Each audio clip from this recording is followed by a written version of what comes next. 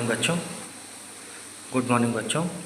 हम एनसीईआरटी की क्लास 6 का चैप्टर 1 नोइंग आवर नंबर्स का 1.1 तक पढ़ चुके हैं। अब हम इसको 1.2 के पहले की कुछ थ्योरी और उसके क्वेश्चंस करेंगे आज। ओके बच्चों, देखिए यहाँ पे लार्ज नंबर इन प्रैक्टिस, ठीक है। हम डे टू डे में लाइफ में जो यूज़ करते हैं सेंटीमीटर्स, मीटर्स, किलोमीटर्स, ओके। ऐसे ही हम वेट करने में जो ग्राम, मिलीग्राम या किलोग्राम का यूज़ करते हैं, ठीक है, उसके बारे में अभी हम थोड़ा सा पढ़ेंगे। बच्चों देखिए, यहाँ लेंथ में मिलीमीटर, सेंटीमीटर, मीटर और किलोमीटर का यूज़ करते हैं, ठीक है, डिस्टेंस नापने में। मान लो आपको इस पेंसिल की लेंथ लेनी है तो आप इसको सेंटीमीटर्स में नापेंगे, ठीक है। इसकी विड्थ लेनी है तो आप उसको मिलीमीटर में नापेंगे, ठीक है। किसी रूम का आपको लेंथ लेनी है तो मीटर में नापेंगे, और आपको एक शहर से दूसरे शहर का डिस्टेंस नापना है तो वो किलोमीटर में नापेंगे, ठीक है। मैं इसके बारे में आपको बताऊंगा शुरू से। 10 मिलीमीटर्स या 10 mm इक्वल टू 1 सेंटीमीटर्स होता है। अब आप यदि इस 10 को इसके नीचे लेके जाएंगे तो ये हो जाएगा 1 mm equal to 1 millimetre equal to 1/10 centimetre. 10 को डिवीज़न करेंगे तो ये 0.1 सेंटीमीटर हो जाएगा, ठीक है। ये जानकारी बहुत ज़रूरी है क्योंकि इससे आप मिलीमीटर से सेंटीमीटर, सेंटीमीटर से मीटर या किलोमीटर में जो अभी आप चेंजेस करेंगे ना, उससे आपको करने में बहुत आसान होगा। बिल्कुल ऐसे वेट में भी होगा, ओके। तो इसलिए इसको ध्यान से समझिएगा। उदाहरण के लिए फॉर एग्जांपल 1 सेंटीमीटर में 10 mm होते हैं, तो यदि 6 सेंटीमीटर में कितने mm हो गए निकालना है तो 6 का मल्टीप्लाई कर देंगे 10 में तो 60 mm होगा, ओके। बच्चों देखिए, वैसे ही जैसे 10 mm इक्वल टू 1 सेंटीमीटर, अब हमने बिल्कुल अपोजिट करके लिखा है। सो 1 mm में 1/10 सेंटीमीटर, क्योंकि ये 10 जो है वो 1 के नीचे चला जाएगा, मतलब 1 को डिवाइड कर देंगे 10 से, यानी कि 0.1 सेंटीमीटर होगा। अच्छा ठीक है, मतलब कि हम छोटी यूनिट को बड़ी यूनिट में कन्वर्ट कर रहे हैं यहाँ पर। तो ये मान लीजिए एक उदाहरण देते हैं, 7 मिलीमीटर को चेंज करना है सेंटीमीटर्स में, मतलब कि 7 में मल्टीप्लाई करना पड़ेगा 1/10 का, ठीक है, या फिर 7 को डिवाइड करना पड़ेगा 10 से, ठीक है। क्यों? क्योंकि 10 मिलीमीटर इक्वल टू 1 सेंटीमीटर होता है, okay. So 1 millimetre equal to होता है 1/10 सेंटीमीटर, तो ये कितना आ जाएगा 0.7 सेंटीमीटर्स, ठीक है। ये कॉन्सेप्ट समझिए, बहुत आसान है। ये बाकी के कन्वर्जन में बहुत यूज़ होगा, चाहे वो मिलीमीटर सेंटीमीटर का हो या किलोग्राम ग्राम का हो, ओके। बच्चों ऐसे ही मीटर को सेंटीमीटर में कन्वर्जन के लिए 1 मीटर इक्वल टू 100 सेंटीमीटर होता है। मान लीजिए 50 मीटर को सेंटीमीटर में कन्वर्ट करना है तो 50 में मल्टीप्लाई कर देंगे 100 का तो 5000 सेंटीमीटर्स हो जाएगा। बिल्कुल इसके अपोजिट भी 100 सेंटीमीटर इक्वल टू 1 मीटर होता है, बिल्कुल सेम चीज़ है ना। तो 1 सेंटीमीटर में कितने मीटर्स होंगे, तो ये 100 इसके नीचे चला जाएगा 1 के, तो 1/100 मीटर्स हो जाएगा। मतलब कि जब आप 1 को 100 से डिवाइड करोगे तो 0.01 मीटर्स आएगा। फॉर एग्जांपल अब आपको 80 सेंटीमीटर्स में कितने मीटर्स निकालना है, ठीक है, होते हैं, ये निकालना है, तो 80 में मल्टीप्लाई किसका करेंगे 1/100 का, तो ये कितना आ जाएगा 0.80 मीटर्स, है ना, आसान और मज़ेदार। ये आगे के क्वेश्चंस में बहुत यूज़ होंगे, ठीक है, तो इसको करिए खुद से भी। बच्चों ऐसे ही देखिए 1 किलोमीटर इक्वल टू 1000 मीटर होता है। मान लीजिए 9 किलोमीटर्स में कितने मीटर्स है निकालना है, तो 9 में मल्टीप्लाई कर देंगे 1000 का, तो 9 किलोमीटर इक्वल टू 9000 मीटर। ऐसे ही बिल्कुल इसको अपोजिट करके लिखेंगे तो 1000 metre equal to 1 kilometre. So 1 metre में कितने किलोमीटर होंगे ये निकालने के लिए देखिए 1/1000 किलोमीटर, ये 1000 इसके नीचे चला जाएगा, मतलब कि 1 को डिवाइड कर देंगे 1000 हिस्सों में, है ना। अब ये कितना हो जाएगा 0.001 किलोमीटर। अब इसका हम यूज़ करेंगे कैसा, 300 मीटर में कितने किलोमीटर होते हैं, ठीक है, मतलब कि 300 में मल्टीप्लाई कर देंगे 1/1000 का, तो ये कितना आ जाएगा 0.300 किलोमीटर्स, है ना, मज़ेदार। बच्चों देखिए बिल्कुल ऐसा ही वेट में होता है। 1000 मिलीग्राम जब होते हैं तो 1 ग्राम के बराबर होता है, ठीक है। आपने दवाइयाँ देखी होंगी, दवाइयाँ हमेशा mg में या मिलीग्राम में आती हैं, ठीक है, बिल्कुल बहुत छोटी सी क्वांटिटी होती है, ठीक है। ग्राम्स में आप क्या लेते हैं, मान लीजिए आपको शक्कर लेना है या कोई छोटा कुछ सामान लेना है, वो ग्राम्स में आता है ना। किलोग्राम में सीमेंट वगैरह आती है, बड़ा यूनिट जब होता है वेट का तो किलोग्राम में नापते हैं। 1000 ग्राम में 1 किलोग्राम होता है। ओके, बिल्कुल जैसा हमने अभी यहाँ पे डिवीज़न करके यूनिट कन्वर्जन किया है, बिल्कुल यहाँ भी वैसा ही करना है। ठीक है, देखिए बच्चों, एक उदाहरण दिया है 1 मिलीग्राम इक्वल टू 1000, इसके नीचे चला जाएगा। ठीक है, तो ये कितना हो जाएगा 1/1000 ग्राम, मतलब कि 0.001 ग्राम। अब मान लीजिए 70 मिलीग्राम को ग्राम में चेंज करना है तो 70 का मल्टीप्लाई कर देंगे 1/1000 में या फिर 0.001 में। ठीक है, तो ये कितना आ जाएगा 0.070 ग्राम, है ना बच्चों। ऐसे ही देखिए 1000 ग्राम इक्वल टू 1 kg होता है, सो 1 ग्राम इक्वल टू कितना हो जाएगा 1000, इसके नीचे चला जाएगा 0.001 किलोग्राम। ठीक है, अब मान लीजिए 500 ग्राम, जिसको हम आधा किलो बोलते हैं, इसको किलोग्राम में चेंज करना है तो 500 में मल्टीप्लाई किसका करेंगे 1/1000 का। तो ये मतलब कि 1000 से डिवाइड करना है 500 को, तो 0.500 किलोग्राम, या फिर हम इसको आधा किलो भी बोलते हैं 1.2 kg। ये कैसे आता है देखिए, सिंपल, ये हमने 20 से 20 कट किए यहाँ पर। ठीक है, और 5 1 जा और 5 2 जा, तो 1/2 kg आ गया, है ना बच्चों। देखो यहाँ एक कॉमन चीज़ है, किलो और मिली। किलो इसमें सबसे बड़ा यूनिट है और मिली सबसे छोटा यूनिट है। ठीक है, ठीक है, किलो का मतलब क्या होता है 1000 टाइम्स ग्रेटर। ओके, ठीक है, और मिली का मतलब होता है 1000 टाइम्स स्मॉलर। ठीक है, किलो मीन्स 1000 टाइम्स ग्रेटर, मिली मीन्स 1000 टाइम्स स्मॉलर। ओके, और सेंटी का मतलब क्या होता है 100 टाइम्स स्मॉलर। ठीक है, सेंटीग्राम मतलब कि 100 टाइम्स स्मॉलर, जैसे कि 1 सेंटीमीटर में 100 सेंटीमीटर्स होते हैं।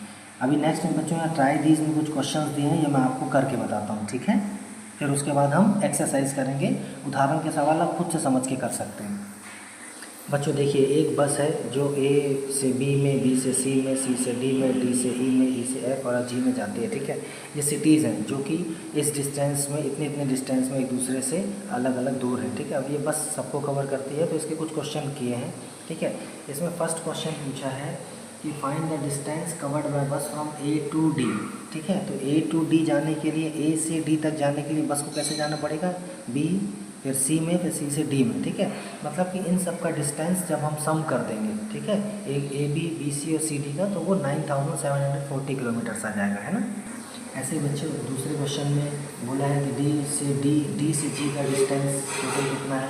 तो देखिए यहाँ पे डी से जी तक जाने में उसको ई और एफ से गुजरना होगा, मतलब कि डी जी इक्वल टू होगा D E plus E F distance plus F G का डिस्टेंस, जो टोटल कितना हो जाएगा तीनों डिस्टेंस का 15,520 किलोमीटर।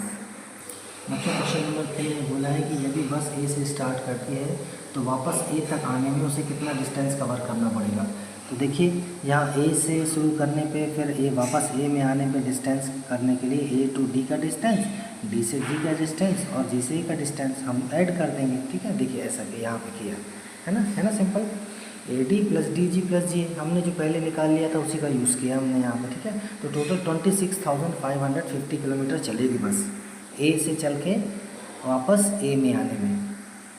बच्चों फोर्थ क्वेश्चन में सी डी और डी ई का डिफरेंस पूछा डिस्टेंस का, तो ये 5980 किलोमीटर आएगा। माइनस इसलिए नहीं लगाया है क्योंकि डिस्टेंस जो होता है वो माइनस में नहीं होता है। ओके, क्योंकि और डिफरेंस भी पूछा है। बच्चों देखो क्वेश्चन नंबर 5 बहुत ही मज़ेदार है। अब ये बिल्कुल नया रूप ले रहा है, इसमें हमें थोड़ा कैलकुलेशन करना है। क्यों? क्योंकि अब पूछ रहा है time taken by bus to reach A to B, C to D, E to G and total journey. ठीक है, मैं इसमें से 2 आपके लिए बताऊंगा, बाकी आप खुद करेंगे। ओके बच्चों देखो बिल्कुल सिंपल सा फार्मूला है, स्पीड इक्वल्स टू होता है डिस्टेंस अपॉन टाइम, यानी कि स्पीड निकालने के लिए डिस्टेंस को टाइम से डिवाइड कर देते हैं। ठीक है, अब यदि हमें टाइम निकालना होगा तो ये स्पीड टाइम की जगह आ जाएगा और टाइम स्पीड की जगह चले जाएगा, मतलब टाइम इक्वल टू हो जाएगा डिस्टेंस अपॉन स्पीड। इसी फार्मूले का यूज़ करके हम बाकी टाइम निकालेंगे। ओके बच्चों देखो ए से बी के बीच में जाने का समय पूछा है, तो उसके लिए हमें स्पीड पता होना चाहिए जो कि 60 किलोमीटर पर आवर है। तो अब हम यदि इस फार्मूले में लगाएंगे तो time A B equal to total distance 4170 kilometre divided by time divided by speed 60 kilometre per hour. ठीक है बच्चों देखिए यहाँ पे 0 से 0 कट किया, किलोमीटर से किलोमीटर कट गया, आवर बचा टाइम के लिए। ठीक है, अब हम 417 को 6 से डिवाइड करेंगे तो 6.95 आएगा, दैट इज़ इक्विवेलेंट टू लगभग बराबर होगा 7 आवर्स के बीच में। मतलब कि बस को ए से बी तक जाने में कितने घंटे लगेंगे? 7 घंटे। सॉरी बच्चों, 6.95 नहीं, 69.5 आवर लगेंगे, ठीक है, लगभग 70 घंटे के बराबर, है ना बच्चों। जिस टाइम C to D जाने में निकाल सकते हैं आप। E to G का मैं आपको बताता हूँ, ठीक है। E to G जाने में बस को जाना पड़ेगा E to F and F to G, मतलब इन दोनों के टोटल डिस्टेंस को हम डिवाइड करेंगे 60 से, है ना बच्चों। देखिए टाइम EG, तो E से F से G का डिस्टेंस टोटल सम कर दिया और 60 से डिवाइड कर देंगे, ठीक है। तो कितना आ जाएगा, लगभग 123 आवर्स, है ना बच्चों। देखो अगले क्वेश्चन में कोई रमन है, उनकी एक शॉप है जिसमें वो इतने सारे फ्रूट्स रखे हुए हैं और दूसरे सामान भी है, ठीक है। उनकी प्राइस दिया है पर केजी और 1 नंबर का, और ये टोटल कितना सामान उसकी दुकान में अवेलेबल है, ठीक है। तो ये कुछ क्वेश्चन है जो आपके लिए किया है मैंने इसके लिए एक टेबल बनाई है बच्चों। देखो ये थिंग्स हैं, ये उसका प्राइस है, मतलब कि एक का 1 केजी का प्राइस या 1 नंबर का प्राइस, ये टोटल वेट है जो उसके दुकान में सामान अवेलेबल है। तो हम इससे टोटल कॉस्ट निकाल लेंगे, कैसे, प्राइस में मल्टीप्लाई कर देंगे वेट का, ठीक है, या नंबर का, तो ऐसे उसकी कॉस्ट वेट निकलता आएगा, उसका टोटल कितना सामान, कितने रुपए का सामान उसकी दुकान पे है, ठीक है। इससे बाकी क्वेश्चन आप आसानी से कर पाओगे और काफ़ी चीज़ें समझ पाओगे इस क्वेश्चन की। देखिए जैसे पूछा है वेट ऑफ एप्पल, तो 2457 kg, weight of oranges 3004 kg, total weight कितना हो जाएगा 5461 kg, ठीक है। ऐसे ही ये अभी मैंने जो आपको टेबल बना के बताई है उसमें रमन ने एप्पल बेचने के बाद कितना पैसा कमाया, ठीक है, तो 98,280। ऐसे ही एप्पल और ऑरेंजेस बेचने में कितना पैसा कमाया, तो दोनों के टोटल वैल्यू को ऐड कर देंगे तो 1,88,400, ठीक है। ये टेबल्स बनाने से आसान होता है इसको समझना, ठीक है। अच्छा ये कुछ एग्जांपल्स के क्वेश्चन हैं आगे, आप इनको समझेंगे, ठीक है, तो ये आसान होगा आपके लिए, ठीक है। अब मैं आपको बताऊंगा एक्सरसाइज 1.2 के क्वेश्चंस, ओके बच्चों। देखिए यहाँ क्वेश्चन नंबर 1 में किसी स्कूल में एक बुक एग्जीबिशन हो रहा है 4 दिन का, उसमें हर दिन जो भी बुक्स बिकी हैं 1094, 1812, 2015 एंड 2751, इन सबको टोटल कितनी बुक्स बिकी हैं वो हमें बताना है, ठीक है। तो हम चारों को ऐड करेंगे, है ना। तो बच्चों देखिए टोटल कितनी बुक्स 4 दिन में बिकी, 7707, ओके, है ना आसान। बच्चों देखो क्वेश्चन नंबर 2 में बोला है शेखर एक फेमस क्रिकेट प्लेयर है, उसने अभी तक 6980 रन्स बनाए हैं टेस्ट मैच में, और वो 10,000 रन्स बनाना चाहता है, तो अभी कितने रन्स उसको और चाहिए, ठीक है। तो हम 10,000 में से 6980 को माइनस कर देंगे। तो बच्चों देखिए इसमें उसको 3020 रन्स की अभी ज़रूरत है 10,000 रन्स पूरे करने में। बच्चों क्वेश्चन नंबर 3 में पूछा है कि एक इलेक्शन में जो कैंडिडेट जीत रहा है उसे 5,77,500 वोट्स मिले, उसके नियरेस्ट कैंडिडेट को, राइवल को 3,48,700 वोट्स मिले। तो पूछ रहा है कि जो सक्सेसफुल कैंडिडेट कितने वोटों से जीता, तो हम उस 5,77,500 में से 3,48,700 को माइनस कर देंगे। तो बच्चों देखिए यहाँ पर जो विनिंग वोट्स का मार्जिन होगा वो 2,28,800 होगा।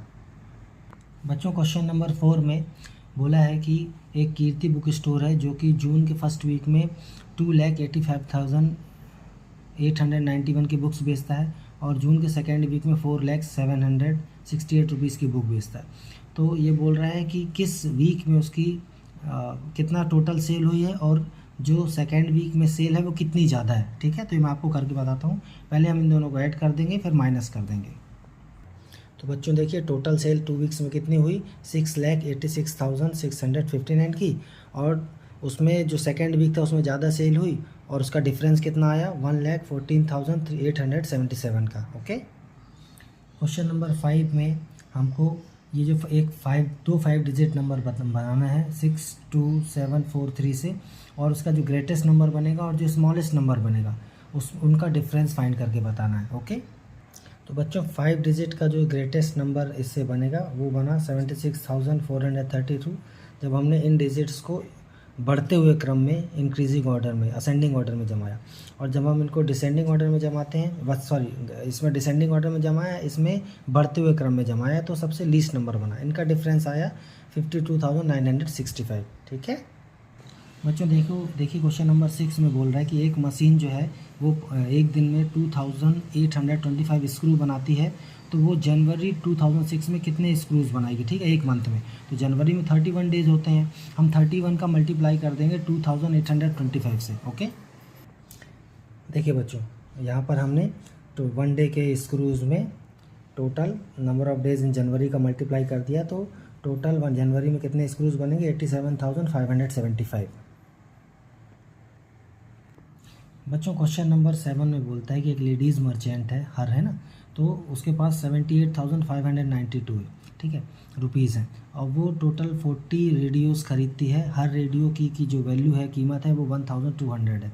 तो उस रेडियो ख़रीदने के बाद उसके बाद कितने पैसे बचते हैं, ठीक है। तो हम इसके लिए क्या करेंगे, 40 का मल्टीप्लाई कर देंगे 1200 में, और जो आएगा उसको 78,592 से माइनस कर देंगे, आंसर आ जाएगा। ओके बच्चों, देखिए यहाँ टोटल उसके पास मनी कितना था, 78,592।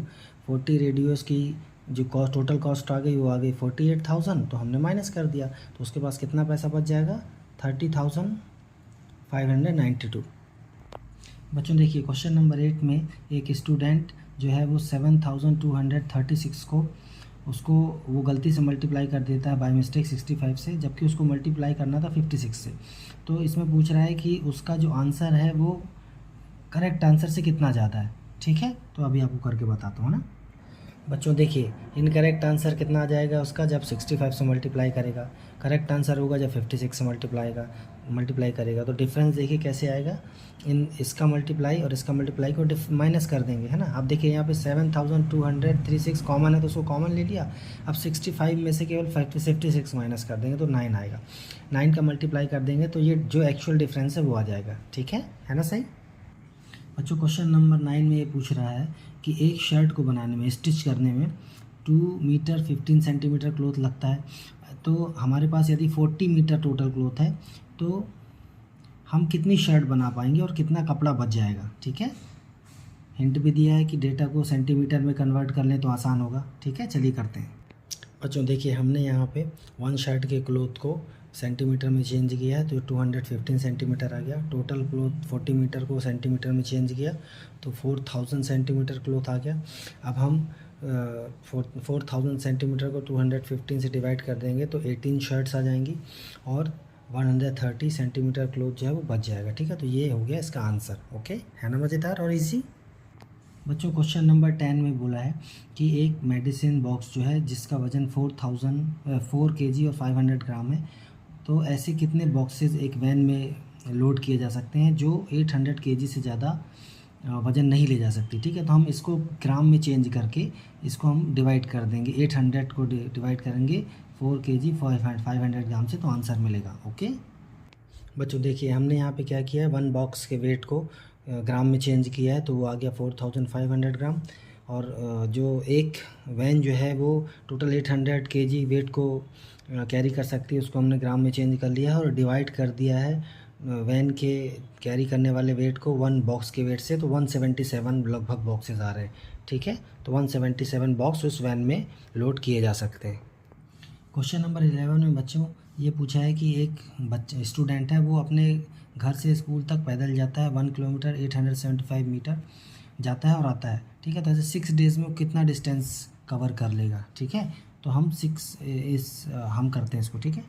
बच्चों देखो, जो बच्चा जो है वो होम से स्कूल जाता है 1 किलोमीटर 875 मीटर्स। इसी प्रकार आप क्वेश्चन नंबर 12 भी कर सकते हैं, ठीक है। और ये जो दिया हुआ है ना, व्हाट वी हैव डिस्कस, ये इस पूरे चैप्टर 1 का समरी है, ठीक है। ये हर चैप्टर के लास्ट में है। आप इसको ध्यान से पढ़ेंगे ना तो आपको पूरे चैप्टर को ज़्यादा समझने में आसानी होगी, ठीक है। ये देखिए ये, ठीक है। Thank you, bye.